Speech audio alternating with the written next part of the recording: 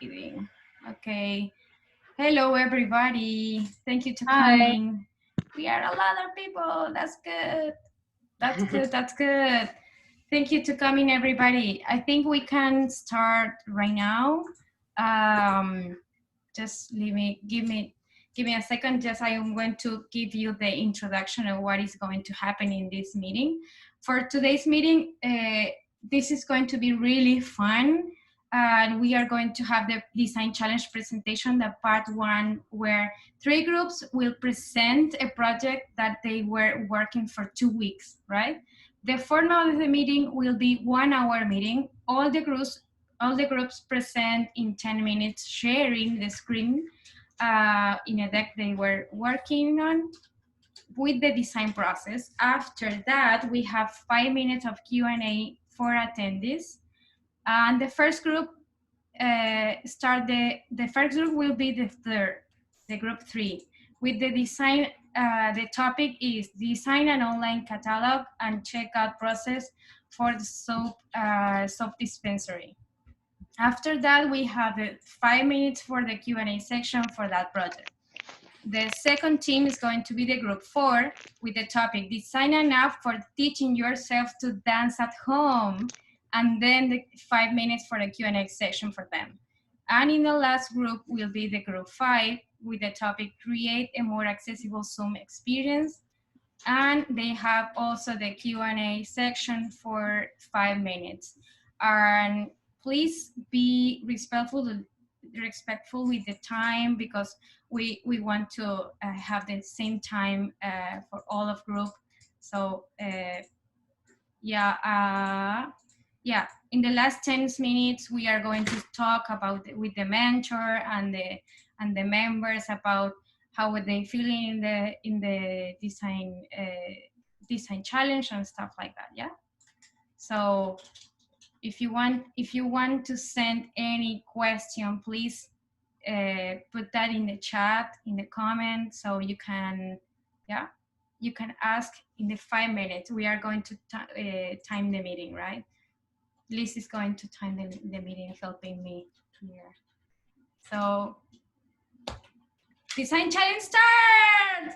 Woo! Woo! Okay, let's start. Go ahead. Yeah. So group 3. 3. Where are my group 3?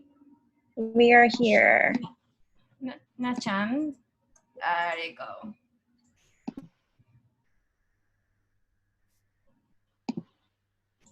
All right, can everyone see my screen? Yeah. Yes. Lee and Enrique, are you guys here? Yeah, I'm here. Okay. Well, we're good to start then. Okay. So hi everyone. So my name is Lee, and our group, our teammate is Envika, Jill, Nachante, and our mentor is Poland. So we're gonna work on the catalog design and checkout for the soap dispensary and kitchen staples. Anybody know the store? Like buy any product in here before? I know how painful you guys have to do with online website because they don't have any catalog. I was so surprised when I go on there, and you know, when you go to the website, you click on shop, they have you have to go to the Excel files to look up for the product that you want, and then you have to fill in the form and then do the checkout. So one time I tried to spam it, and actually the client, the sales people have to call me back and ask me what product did I buy. So that's the problem with the store. Our challenge is to design a catalog with better for people to shop at the Soap Dispensary online. So based on our methodologies, so we had user interview, market research, prioritization matrix, personas, customer journey map, mockups, and prototype based on Micro, Figma, and Google Slides. And we're coming up with our problem. So we actually meet up, and we find a place to sit down and talk, and we watch how the customer behavior. So they have to line up, and it's surprised that people doesn't want to go online to shop because, you know, they cannot feel it, they cannot smell it. So because this is they selling shop, and laundry detergent, most of the home refill stuff. So that's why customer want to go to the store and fill it. And the customer prefer to shop in store, and they want to see and touch the product, and they support local. They are support the local Canadian business. So that's our findings. And so for our insights, we want to have a provide like good pictures, ingredients with the future and scent and color. And they also had delivery, like either pickup or choices. Yeah.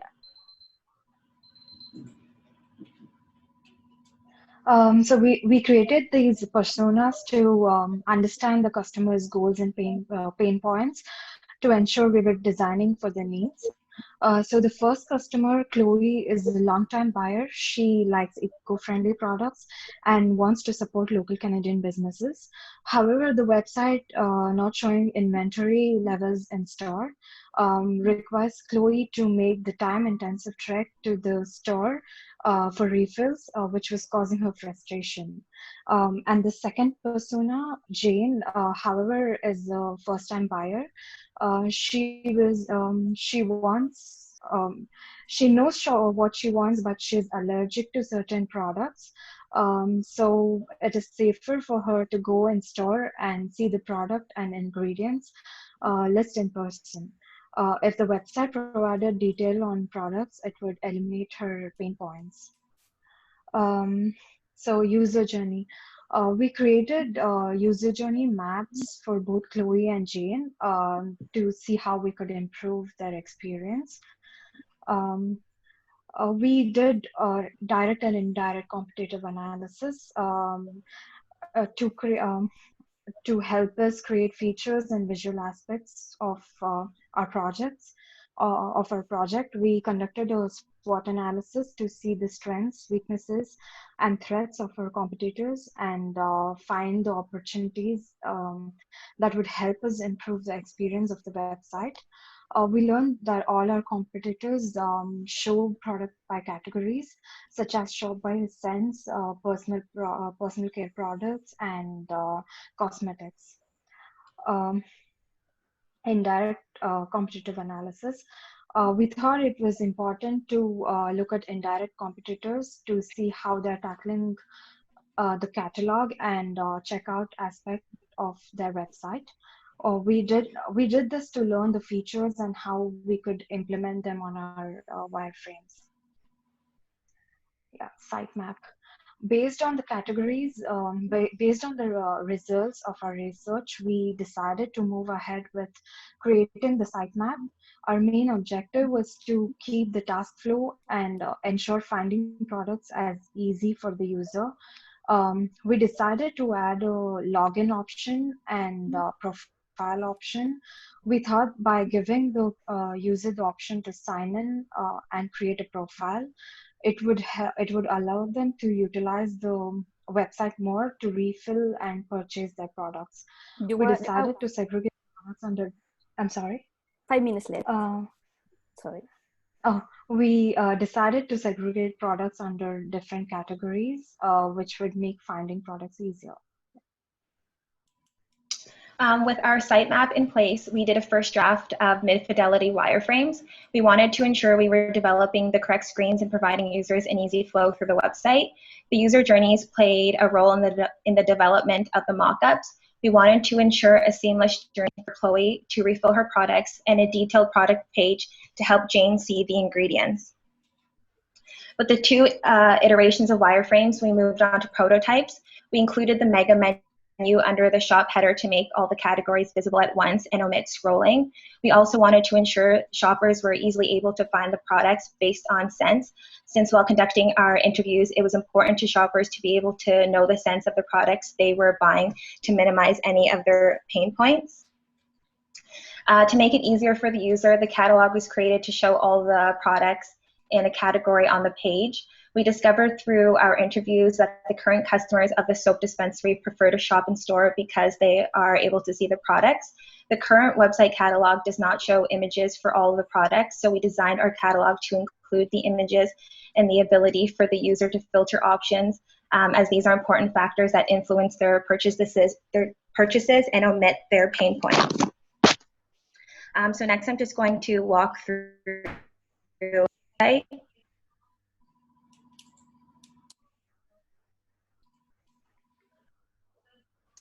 Sorry, it's just loading here.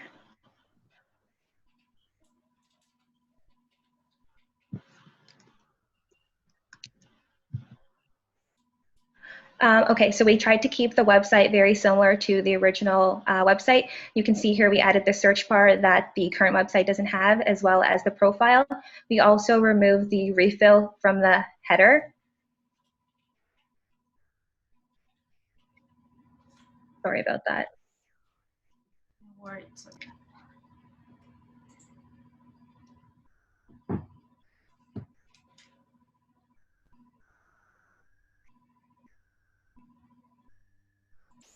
Can we have extension time? Okay, so we're going to go to shop, and then you can see here we have the mega menu. We also gave the customers the ability to shop by scent. So we have fruity, tropical, fresh, and floral. Today we're going to shop by body products. And then we have our category. The original website has a spreadsheet, so we wanted to provide a detailed catalog for the customers to see. We're going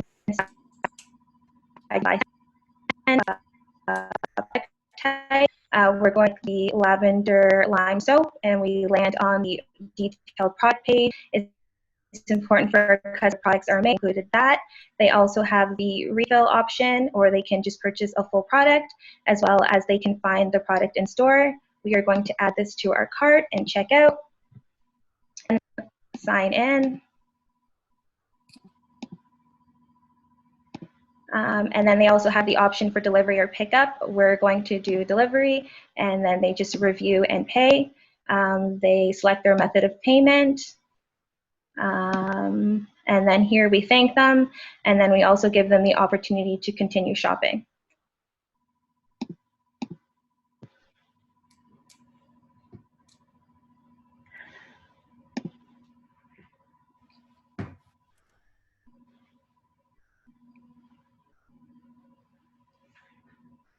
One minute left, right? Okay, so just for learnings and future development, we learned that doing this project, it's very important to always keep the target users in mind and not to design for yourself, as well as to keep the problem statement in mind. And then for future developments, we would do more usability testing, as well as design new features such as product subscriptions. And then that is it. Thank you everyone for listening, and thank you to our mentor Pauline for her guidance throughout the few weeks. Yes, perfect timing. Excellent. Perfect timing. Yes. Congratulations. Great job. So, yeah. I just wanted to. Yeah, it's some alarm is raining. It's raining. I wanted to say, what is the main pain point you solved in that in the checkout? The ability to deliver, to get your products delivered, or to search online. Currently, if the customer wants to check out, the only option for them is to pick up. So we give them the opportunity to get the products delivered, because some of the customers that we spoke to when we did our interviews have to come from a far place, and they don't want to go into the store to get it. They'd rather just have the delivery option. So we just kind of put that in there for them. Thank you. Can I know who's the primary market segment? I mean, I saw the personas, but do you guys have a defined market segment? Do you mind just repeating your question? I couldn't really hear you. Yeah, I was just wondering if you guys have the primary user group segment, the market segment. I saw the personas, but I was just wondering because you guys mentioned one particular point that users are not buying online. So when users are not buying online, it totally depends on the type of market segment. For example, Gen Y and millennials, or so those guys actually prefer buying in store because that is what they are used with, whereas Gen Z, those guys are more comfortable with buying online. So I was just wondering whether you guys did any studies on those kind of things. The only two kind of user groups that we kind of found were the kind of newer user, someone who is kind of buying for the first time. They want to see the product and touch it and smell it in person, but the current website doesn't allow for that. So we kind of gave them the categories to filter and search by ingredients. And then we have someone who's a longtime buyer whose main concern is maybe just to support a local business and to know where the products are made. So we put those aspects in our designs by showing them where the product's made and giving them the opportunity for delivery. Okay. Can I ask another question, or should I let somebody else? Go ahead. Yeah, sure. So I was just wondering whether you guys worked specifically only on the digital solution, or did you guys also map out, hey, this is the physical store experience, so brick and mortar experience, and so did you guys consider that also to make sure that the experience kind of like plays, you know, somebody could look something in an online website and they could come to the store, or they could see something in the store and they could go back and purchase it online. So did you guys consider about those things? Yeah, we kind of took that into consideration, and we also kind of made it in a way that if a customer was shopping online and they just wanted to know what inventory levels they had online, that our website would also find the inventory levels, so that they didn't have to spend time going all the way to the store and not being able to find the product. If they checked on the website, it would show 3 in stock, 2 in stock, or 0 in stock. So we kind of did it in that way to help them with an experience if they wanted to go into the store after looking at the website, because currently they don't look at the website. So we wanted to kind of attack it in both ways, where if you look at the website and you still want to go in, that there's kind of all those points for you, or if you just want to look at the website and buy on the website, there's still all those kind of features and aspects there for you as well too. Yeah, like we had new products and refills. So in the past, refill was just like another page, but now refill is in the product, so people can know whether the product can be refilled or not, so they can come back to the store and get it. Cool, thank you. Okay, anyone had another question? Yeah. I have a question. Is there any reason why you choose for your indirect competitive analysis? I think you chose Zara and some other brands. What was the thinking process behind that? Why did you choose those brands? I kind of chose those, we kind of chose those brands because they're kind of like well-known brands in the categories that they are. So we chose Zara, the Bay, and then we also chose Lowe's. And those are kind of just really great stores. They kind of have all those touch points, and they kind of provide customers good experience in store, online. So we wanted to look and see what they were doing to see if we can kind of implement any of those features or kind of touch points in our design. And we just felt that as a whole, they provided customers a good experience in store as well as online. Mm-hmm. Okay, so good presence online, I suppose. Good. Okay, I have a last question. Just then we can jump another group. And if you have more time to iterate that, what would you like to do?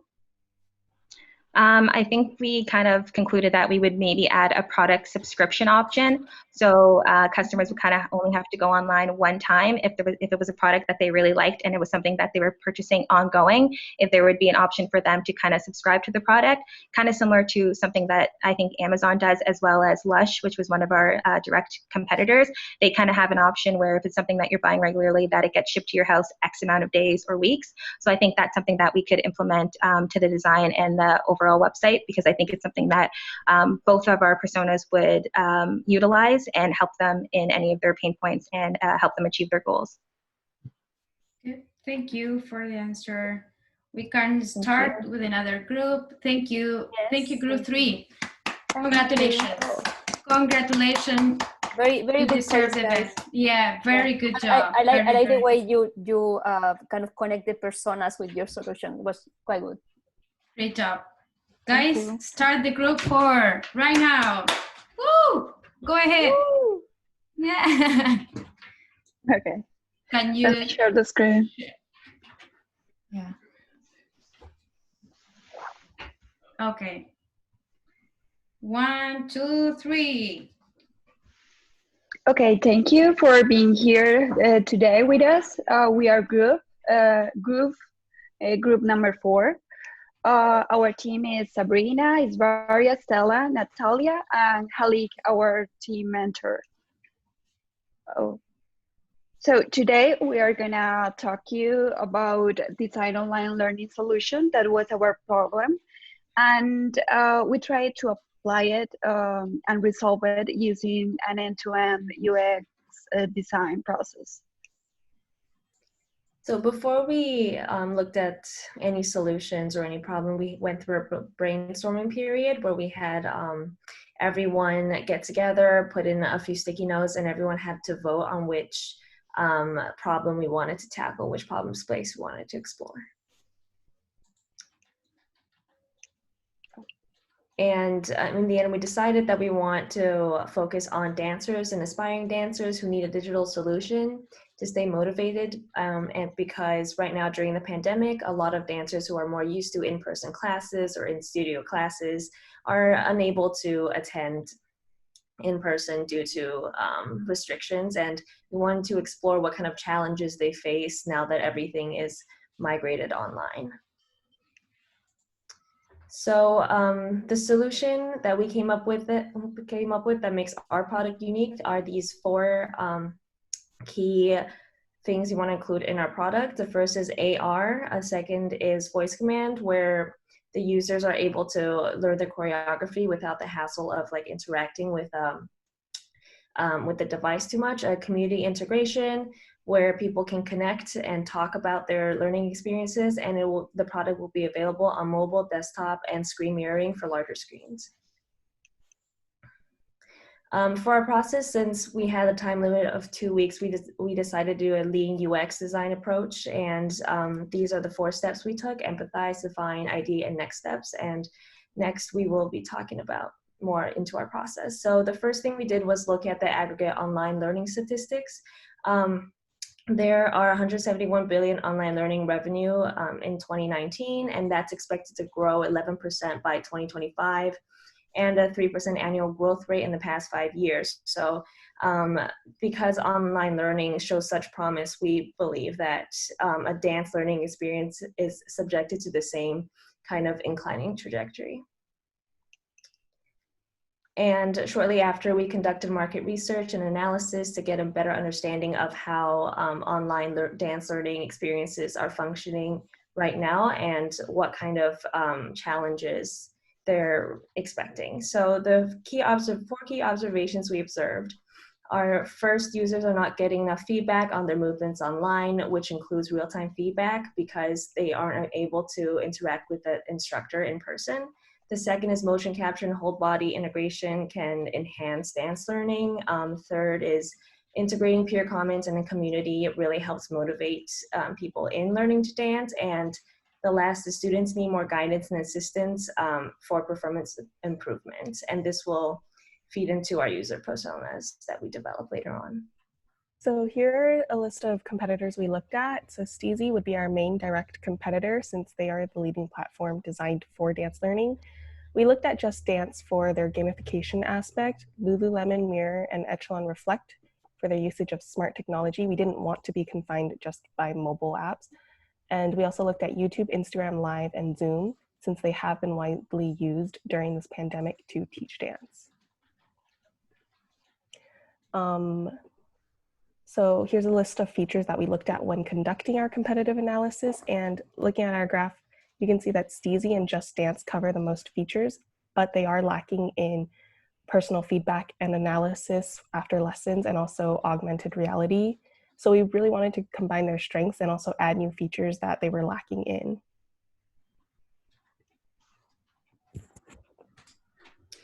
The next step, we conducted primary research through user interviews.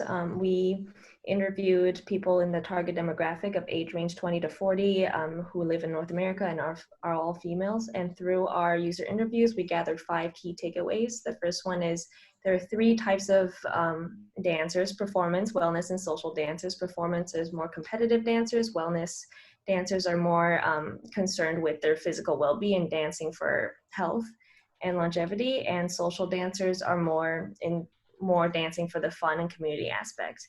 In addition, all of the dancers have an intrinsic goal, for example, a competition or performance they will put on. And third is in-person dance classes are popular because of the community aspect. And the fourth is real-time feedback when learning to dance is very important for all of these dancers, and flexible schedules offered by our competitor Steezy was a very important aspect for people to feel like they have full autonomy over their schedule.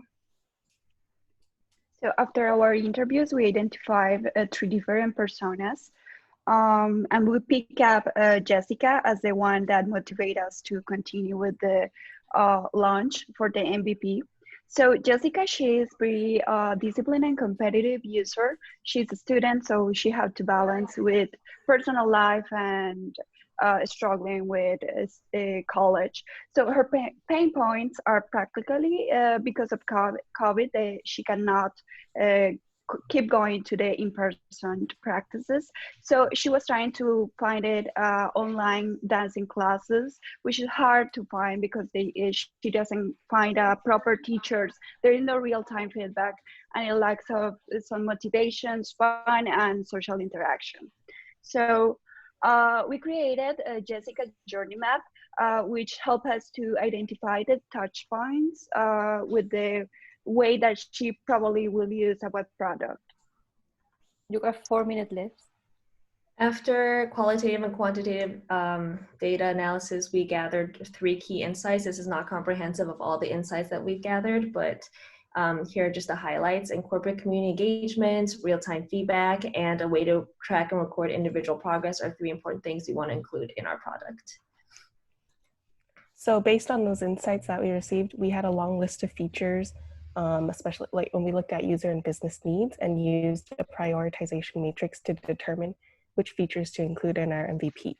So you can see we sorted these features based on importance and frequency of use and categorized these groups into must-haves, should, could, and exclude.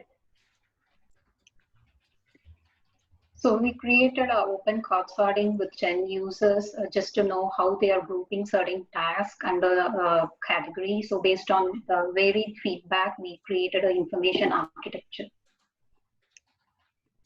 So this is the user flow for enrolling in a program and learning the dance moves using AR. And this is the wireframe for learning the experience using AR. Here we want to concentrate the major important areas here is like the user can get a real-time feedback using AR, and they can navigate all the moves through voice commands. In addition to implementing AR into our app, we also wanted to have a community aspect, and this is a user flow we drew up for that, but in the interest of time, this is just a taste of what we have for this.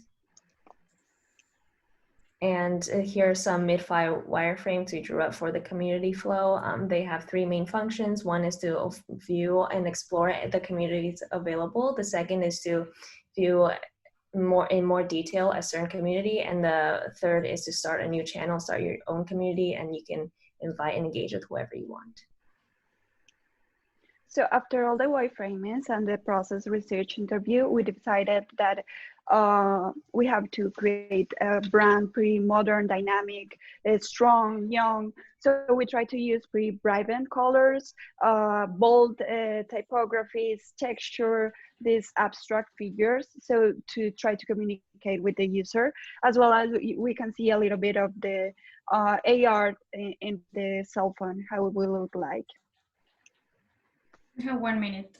We quickly wrote up a rough sketch for our business model.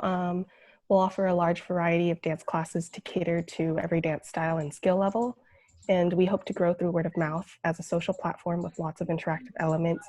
We also want to offer a month-long free trial period for users to build a new habit using our app, as well as a competitive subscription plan. Now, gamification rewards and daily notifications will also help draw the user back every day to build that habit. The lessons that we learned was basically how a workflow is different for a 2-week challenge versus a real work project, how to prioritize with that in mind, and also we learned a lot about designing for AR products. And our next steps would be to finish up prototyping to conduct usability testing and also finalize our UI design. Perfect time. Awesome. Great I job. really love your presentation. Congratulations. Wow. Very good. That's really good. Okay, Really Congratulations, for group 4. questions. 5 minutes for questions. I have many questions, but I'll let We someone have start. someone has some question.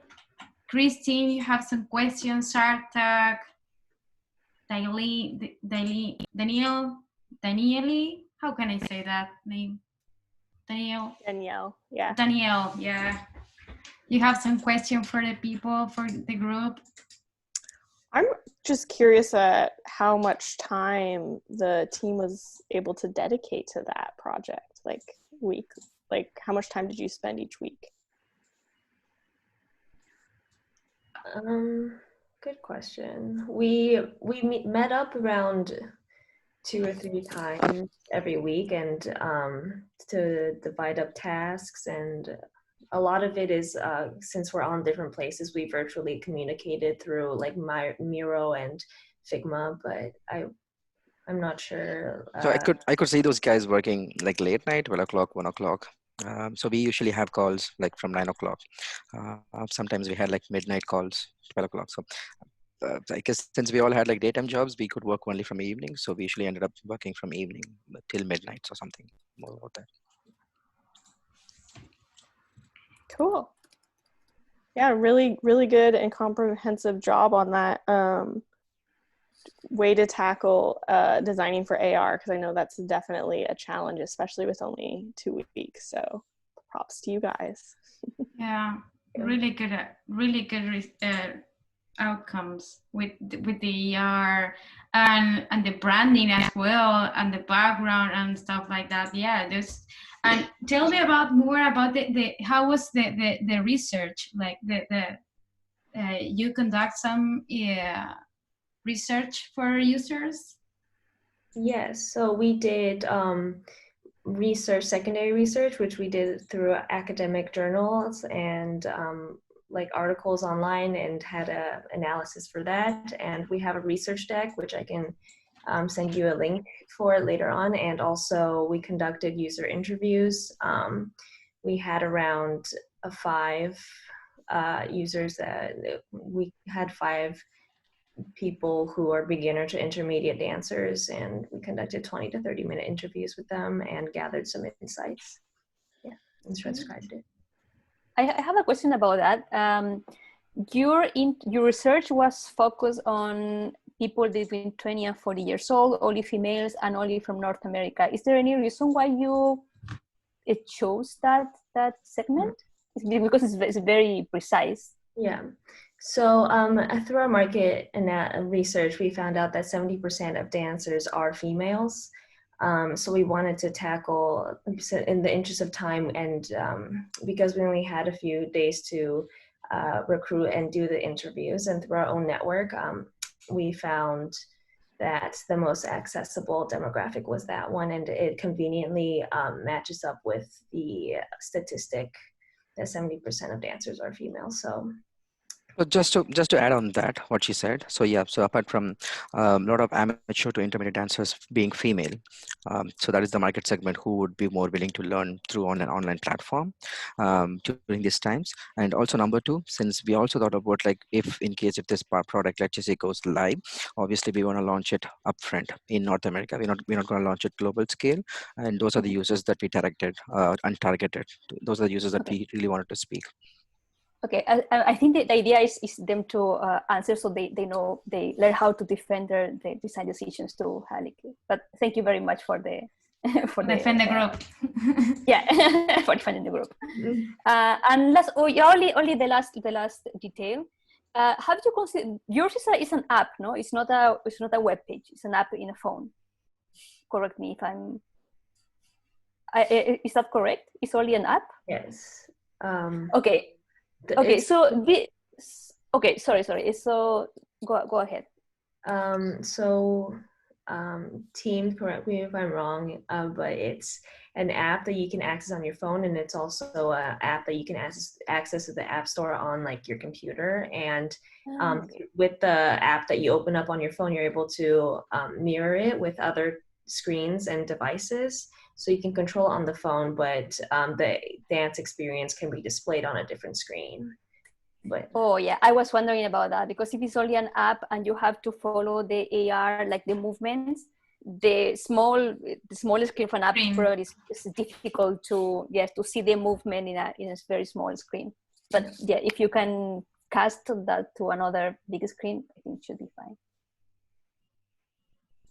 I just want to say I love your presentation, and I can't wait to see your high fidelity prototype, because I was waiting until the end, like really by nailing experience. So congratulations, and Yes, keep thank working on that. Guys. We are hoping to develop the high fidelity prototype in AR tools like wireframe and Brio, I think, BIRO, tools like that. So amazing, very good idea. Yeah, very good idea. So my congratulations for you guys. Really good job. And we are going to jump in another group, in the last one group for this design challenge. So go ahead, group 5. Okay, someone watch a family, the Modern Family? I'm Claire, like that crazy girl. No, anyway. Yes, I watched it. Okay. I tried to maybe tell you it. Anyway, go ahead, group 5. You can start. Cool. Well, hello everybody. Thanks for sticking with us until the very end. My name is Victoria Bigsby, and with me today are 3 amazingly wonderful designers, Padma, PK, and Paulina. And of course, our wonderful mentor, Leticia, that helped us throughout this project. Our challenge for the past few weeks was how to create a more accessible Zoom experience. Now, without further ado, let's dive in. So, what's Zoom?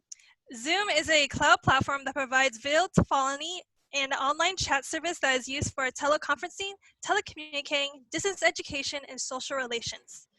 Basically, instead of calling someone over the phone, you can do this by using a video service that not only allows you to talk to one another, but you can physically see who you're talking to. This app can be used on mobile devices, desktops, telephones, and room systems. But, I mean, all of you already knew that, right? So now that we got a little bit of an understanding on what Zoom is, now let's talk about what our challenge was. As you have already heard, our challenge was on how to create a more accessible Zoom experience. For our team, we decided to tackle a specific group. The group that we chose was education. As we all know, due to COVID-19, more than ever, everyone is online working or talking to their loved ones virtually. Since school has recently started, our team thought it was imperative to help students and teachers during this current situation. Not only is it a first for students to be learning through virtual online classrooms, it's also a major task for teachers to continually engage their students online. Therefore, our challenge is to make Zoom a more accessible experience for students and teachers.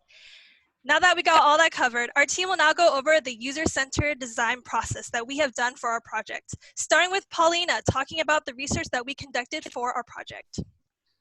Hello, everyone. As Victoria said, for this project, we have followed the design thinking process to provide a practical and innovative solution. We did research about the user and business, and we defined the problem statement and ideate the solution. So our first step was doing the primary research, where we use a qualitative method, which consists of interviews. And we came up with a series of questions which we divided in 4 sections: the warm-up questions, user personal experience with Zoom, and one of the most important ones, accessibility-related questions. And the last one, issues and improvements. Along with the interviews, we conducted a user testing and a contextual inquiry. We prepared 5 tasks and used this observational methodology to find problems and opportunities for the design. And then for our secondary research, we use a quantitative research method, where we created a survey with 16 questions with intention to get visual-based data, and we had 43 participants answering this survey. Also, we did an online review Since reviews are an important part for users, we use this method to get more insights and pain points about Zoom, and especially accessibility related issues. And finally, we did the competitive analysis. We found that the direct competitors are Microsoft Teams, Google Meet, Cisco, WebEx, and Skype. And the indirect competitors are Slack and Google Classroom. So this competitive analysis help us to identify strengths and weaknesses of these competitors' products and help us to develop a better and effective solution. And now Padma will continue to the define phase. Thanks, Paulina. Hi, everyone.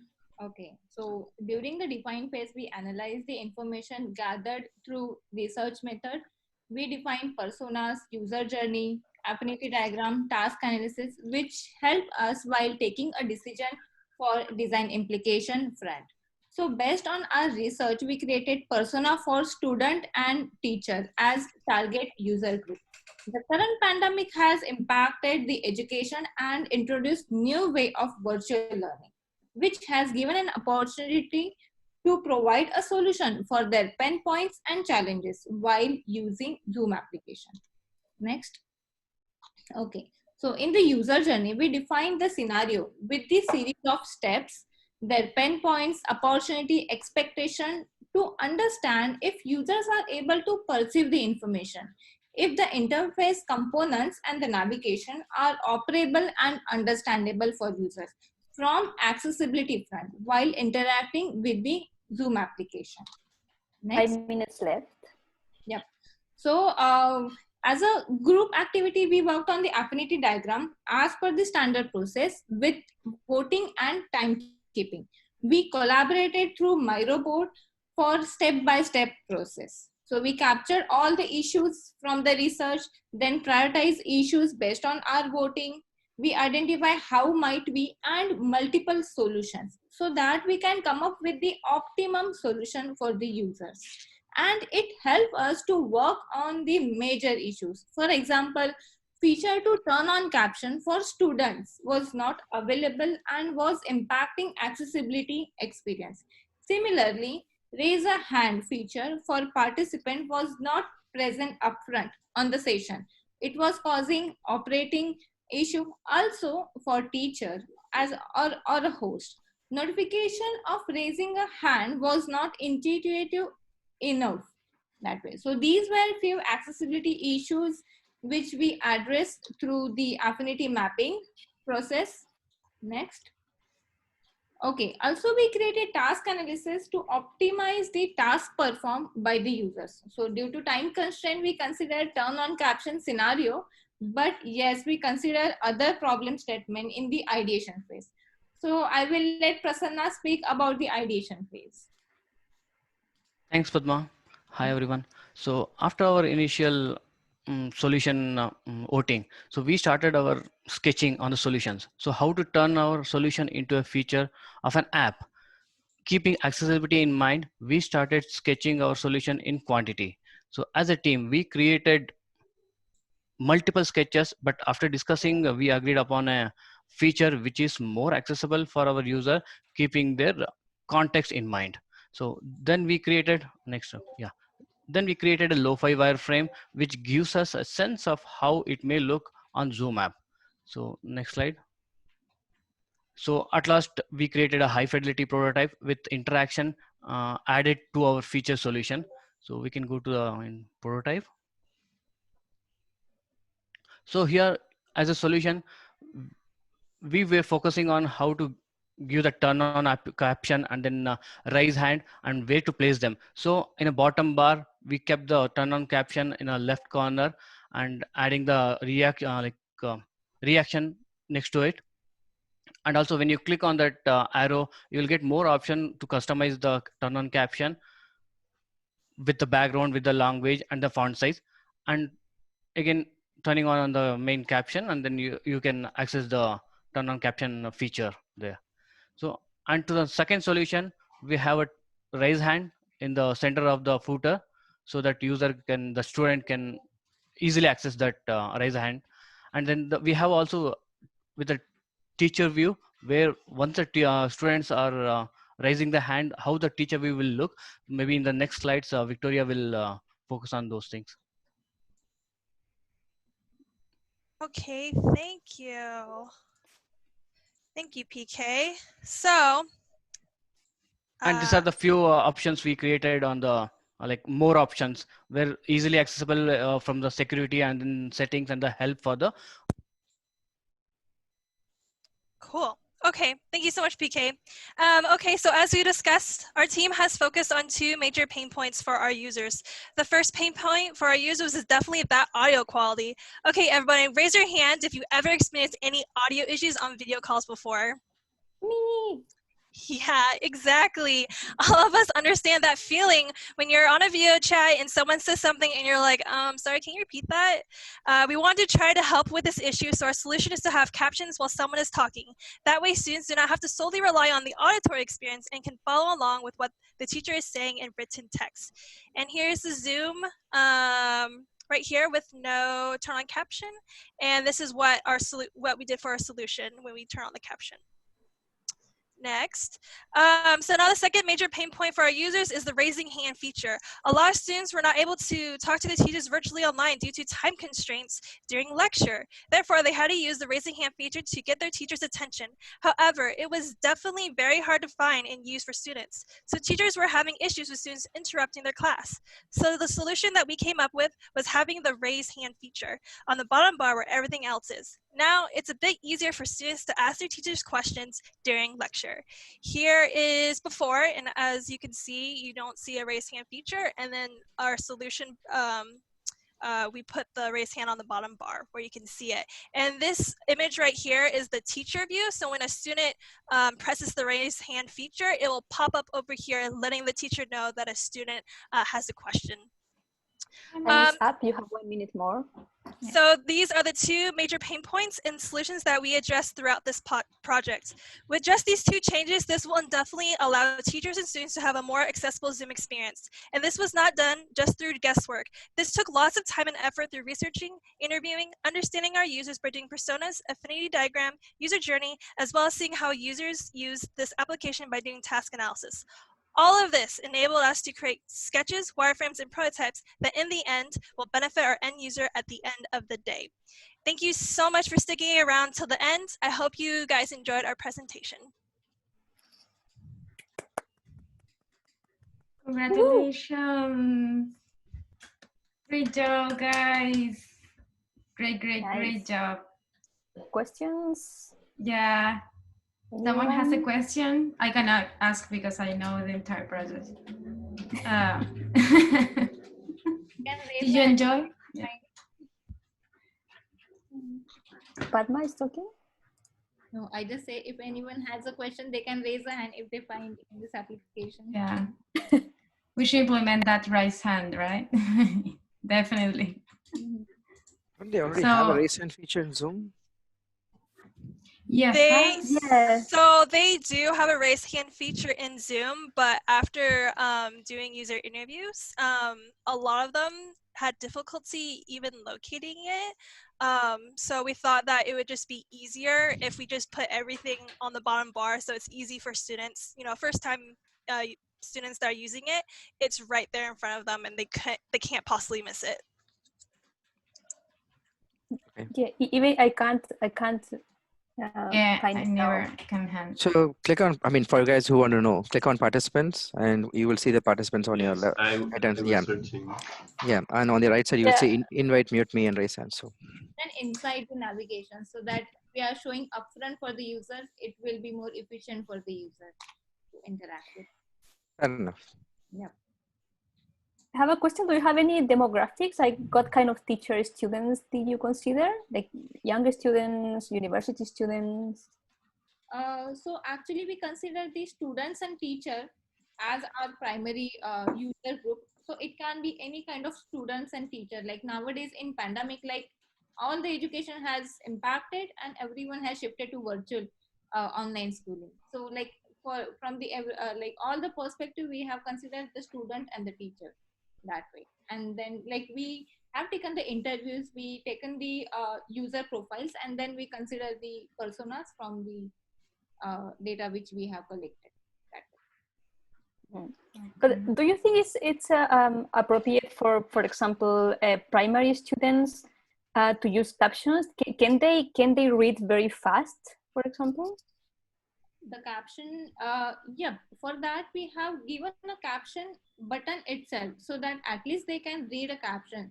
Just because sometimes with auditory, like people won't able to understand, users won't able to understand like what teachers are speaking about, so that at least they will get the option to read that way. Or maybe some language disabilities, or maybe that point of view we can consider that. And is that caption generated automatically? Yeah, from the voice, like YouTube, I think, has something similar. Yes. Like, do you know? Yeah, it's there in Google Meet, so that how we are talking, the same thing will be there upfront that way. Do you know how many languages that support? For example, if I speak in Spanish, is it going to generate the captions? Google Meet had Spanish and English. We tried. We tried other languages, but it didn't work. Yeah, great. Yeah. Good. Nice. Good job, guys. Anyone has another question? That's me. Christine, you have some questions? I have a question. So You just wondering, yeah, did you guys manage to talk to anybody from Zoom or something? You know, it would be interesting to talk to them, right? I was just wondering if you guys managed to talk to those guys. Friends, like we have taken the interviews and all, but not with the Zoom team that way. Okay. You can ask for a job there. Yep. Yeah, it was a really hard job. How many times you were meeting, guys? We were meeting every day for 1 hour, and like everyone was distributing with their work, and we were working like full day whenever we will get time, work on our task, and then discuss in our daily meeting status call. You are 3 hours per day. You are 3 hours per day each day, non-stop. Yeah, crazy. I was shocked with the amount of users they tested because you said it was like 40, 43, something like that. For the survey, yeah. For the survey. That's a lot. Yeah, our and to add on the user interview or the user research, we went to a context. So I personally went to a student, and then I was observing for almost 40 minutes how she was interacting with the Zoom application. So her background was from architecture, where the professor from the experienced professional, he was teaching the students, and then she was having a lot of problem viewing the screen. She was like going front and forward to have a minute details on the screen what the professor was sharing it.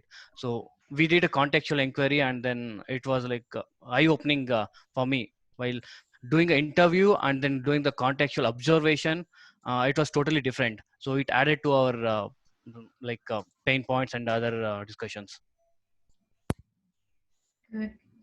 Great job, guys. Yeah, thank you. No, it's not my job.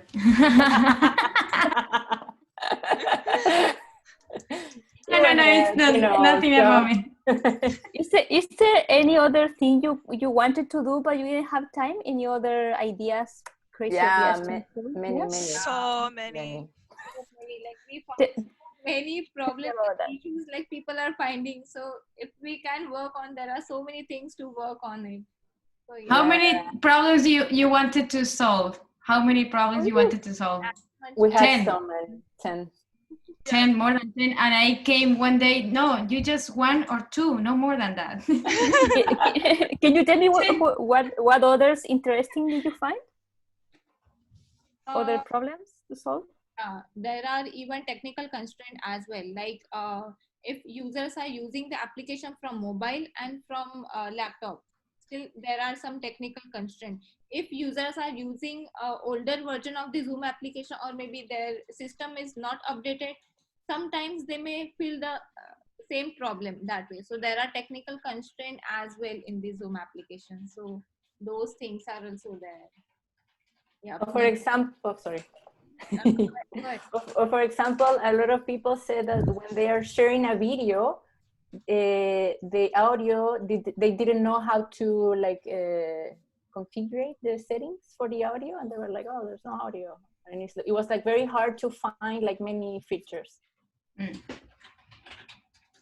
Good job, guys. We are running out of time and I need to wrap up and ask for the group how you feel in this design challenge. About them, I wanted to know about mentors, about you guys, if you learn.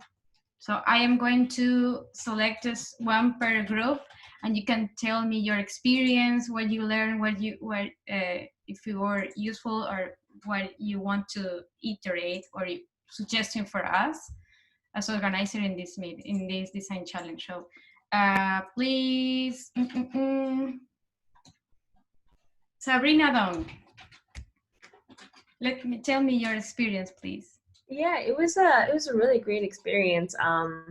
Because I'm simultaneously taking like a UX class right now, so I was able to apply the skill sets that I have, and it's a very individual, independent activity, the classes. So I was able to apply everything I learned in like a collaborative setting. So that was really nice.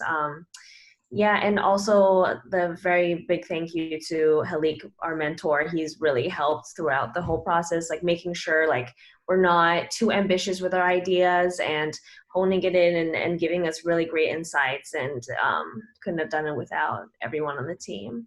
So yeah, it was a very positive experience. The only thing I wish is more time, because we got really involved in our projects, and we just had so many components that we wanted, so many ideas that we couldn't execute. But you know, we are planning to keep going with it and see how far we can develop it. So definitely was a great start to yeah.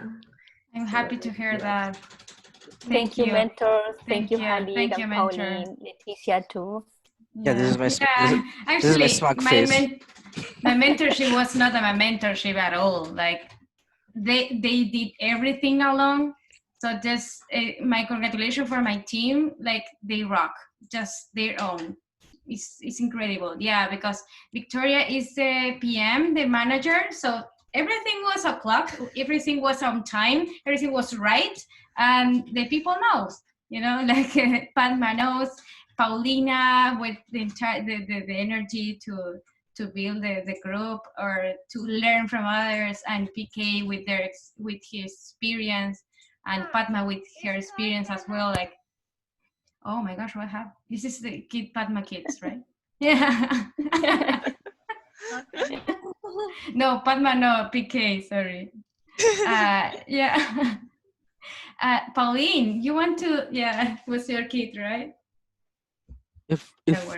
Yeah, so I want to like share something about my team. So I was not even there for the last 5 days. I was in Tofino having a trip, and my team actually like worked around like for the whole presentation and ending part. So I was totally surprised with what they showed me when I came back today morning, yesterday night. And yes, I was really happy that I had such a smart group. Yeah, so I hope we can take this forward. Probably, who knows, we'll find an investor very soon. Yay. Good to know. That's great. Good job. Thank you. Thank you, Pauline, too. Pauline, you can tell me your experience. I didn't spend too much time with the groups, but each time we meet, we spend some time talking about the project, and it seems like they know what they're doing. That's good for all of us.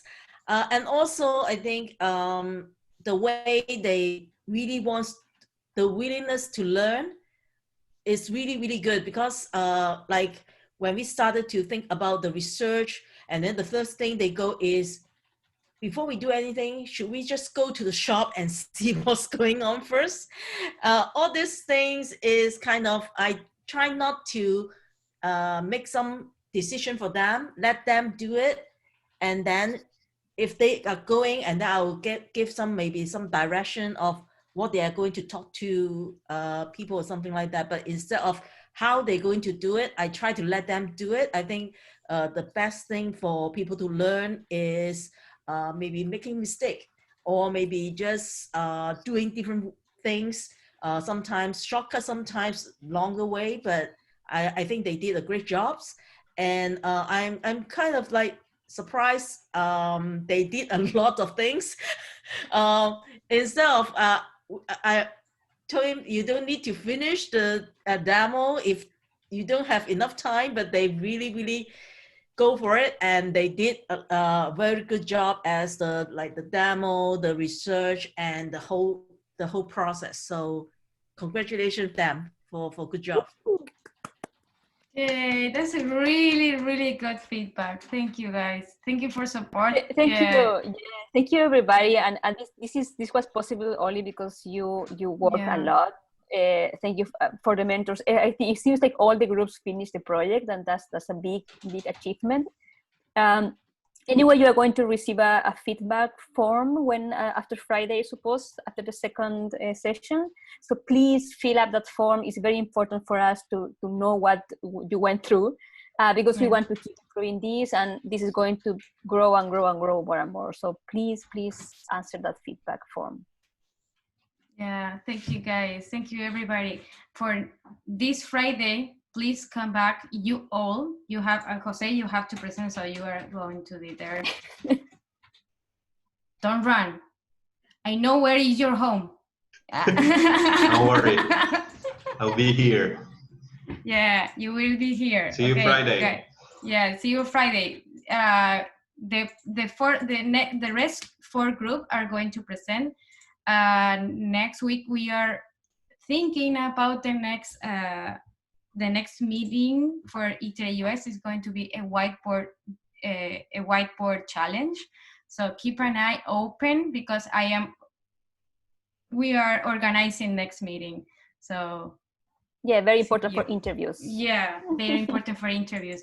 It's a long work, so maybe tomorrow or Friday we are going to finish the event in Meetup. I'm going to upload in Discord.